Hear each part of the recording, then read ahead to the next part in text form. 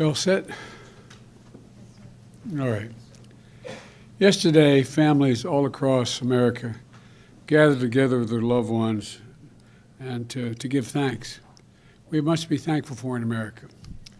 The food on our tables, the family and loved ones in our homes, and the many blessings that come from living in the greatest nation on earth. And today, we can also be thankful for families being recruited and reunited with loved ones who have been held hostage for nearly 50 days. Beginning this morning, under a deal reached by extensive U.S. diplomacy, including numerous calls I've made from the Oval Office to leaders across the region, fighting in Gaza will halt for 4 days. This deal also is structured to allow a pause to continue for more than 50 hostages to be released. That's our goal. This morning, I've been engaged with my team as we began the first difficult days of implementing this deal. It's only a start, but so far it's gone well. Earlier this morning, 13 Israeli hostages were released, including an elderly woman, a grandmother, and mothers with their young children, some under the age of 6 years old.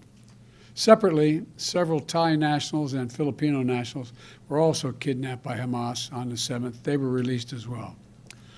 All of these hostages have been through a terrible ordeal, and this is the beginning of a long journey of healing for them. The teddy bears waiting to greet those children at the hospital are a stark reminder of the trauma these children have been through, and at such a very young age. Jill and I, Jill's with me here, keeping them all in our prayers today. Today has been a product of a lot of hard work and weeks of personal engagement. From the moment Hamas kidnapped these people, I, along with my team, have worked around the clock to secure their release. We saw the first results of this effort with the release of 2 American hostages in late October, followed by the release of 2 Israeli hostages. I've consistently pressed for a pause in the fighting for 2 reasons: to accelerate and expand humanitarian assistance going into Gaza, and 2, to facilitate the release of hostages. And over the past several weeks, I've spoken repeatedly with the Emir of Qatar, the President Sisi of Egypt, and Prime Minister Netanyahu of Israel to help secure this deal, to nail it down. And I want to thank all 3 leaders for their personal partnership to get this done. I spoke with the Emir and President el-Sisi and the Prime Minister Netanyahu again on Wednesday to confirm the elements of the engagement. As I said, today's release are the start of a process. We expect more hostages to be released tomorrow, and more the day after, and more the day after that. Over the next few days, we expect that dozens of hostages will be returned to their families. We also remember all those who are still being held and renew our commitment to work for their release as well. 2 American women and 1 4-year-old child, Abigail, who remains among those missing. We also will not stop until we get these hostages brought home and an answer to their whereabouts. I remain in personal contact with the leaders of Qatar, Egypt, and Israel to make sure this stays on track and every aspect of the deal is implemented. You know, this extended pause in the fighting brings a critical opportunity to deliver much-needed food, medicine, water, and fuel to the civilians in Gaza, and we are not wasting 1 single minute. Since my trip to Israel last month, I've been focused on accelerating the delivery of humanitarian assistance to Gaza in coordination with the United Nations and the Red Cross. I just spoke with my special envoy for the Middle East humanitarian issues, David Satterfield, for an update. And I've asked him to monitor our progress hour by hour and keep me personally informed. From the beginning, we put in place mechanisms to prevent Hamas from diverting these supplies. And we're continuing that effort to make sure aid gets to the people who need it. More than 200 trucks arrived at the crossing point in Egypt into Gaza today. These trucks carry food and medicine, as well as fuel and cooking gas.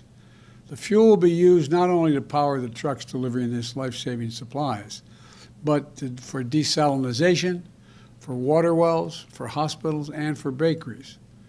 And hundreds more trucks are getting in position as well, ready to enter Gaza over the coming days to support the innocent Palestinians who are suffering greatly because of this war that Hamas has unleashed. Hamas doesn't give a damn about them. We also look to the future. As we look to the future, we have to end this cycle of violence in the Middle East. We need to renew our resolve to pursue this two-state solution where Israelis and Palestinians can one day live side by side in a two-state solution with equal measure of freedom and dignity. Two states for two peoples. And it's more important now than ever. Hamas unleashed this terrorist attack because they fear nothing more than Israelis and Palestinians living side by side in peace. You know, to continue down the path of terror and violence and killing and war is to give Hamas what they seek. And we can't do that. So today, let's continue to be thankful for all the families who are now and those who will soon be brought together again. And I want to once again thank the Emir of Qatar, President Sisi of Egypt, and Prime Minister Netanyahu for their partnership to make what we've done so far possible, and for their continued leadership as we all keep working to implement this deal. And over the coming days, I'll remain engaged with leaders throughout the Middle East as we all work together to build a better future for the region, a future where this kind of violence is unthinkable, a future where all children in the region, every child, Jewish, Muslim, Christian, Israeli, Palestinian, Arab, grow up knowing only peace. That's what we do. We're waiting now, just a matter of, I thought maybe even as soon as by the time I got here, but in the next hour or so we'll know what the second wave of releases are. And I'm hopeful that it's as we anticipate. So thank you all for listening. I'll take a few questions. Mr. President, when will the first American hostages be released since none were included today? We don't know when that will occur, but we expect it to occur.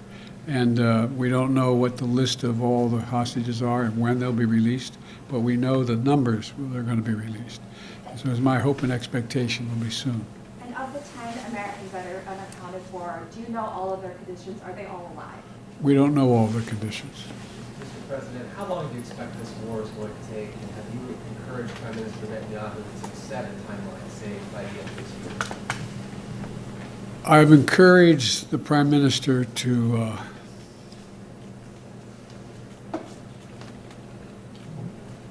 focus on trying to reduce the number of casualties while he is attempting to eliminate Hamas, which is a legitimate objective he has. That's a difficult task, and I don't know how long it will take. My expectation and hope is that as we move forward, the rest of the Arab world and the region is also putting pressure on all sides to slow this down, to bring this to an end as quickly as we can. Mr. President, what do are you the trust chances of Hamas this to uphold troops could be imminent extended by a few days or more? I think the chances are real. Mr. President, there are members of your party who would like to see conditions placed on aid to Israel. What is your view on that? They would like to see, a reduction in the bombing and that sort of thing.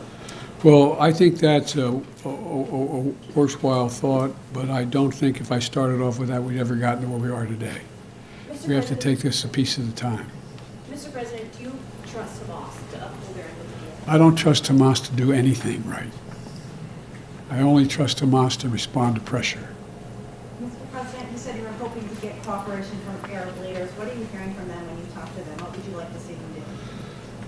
I'm hearing a lot, but I'm not going to speak to it right now. There's an overwhelming desire on the part of the region to, let me back up. I cannot prove what I'm about to say, but I believe one of the reasons why Hamas struck when they did was they knew that I was working very closely with the Saudis and others in the region to bring peace to the region by having recognition of Israel and Israel's right to exist. You may recall when we did the G20 about a little while ago, I was able to get a resolution, a statement passed through there saying we're going to build a railroad from Riyadh all the way through the Middle East into Saudi Arabia, Israel, et cetera, and all the way up to Europe. Not the railroad, but it would be an underground pipeline and then railroad. The whole idea is there's overwhelming interest, and I think most Arab nations know it, in coordinating with one another to change the dynamic in their region for longer-term peace. And that is what I'm going to continue to work on. Thank you all very, very much. I appreciate it. Thank you. Happy Thanksgiving to you all. I hope you enjoyed it. You too.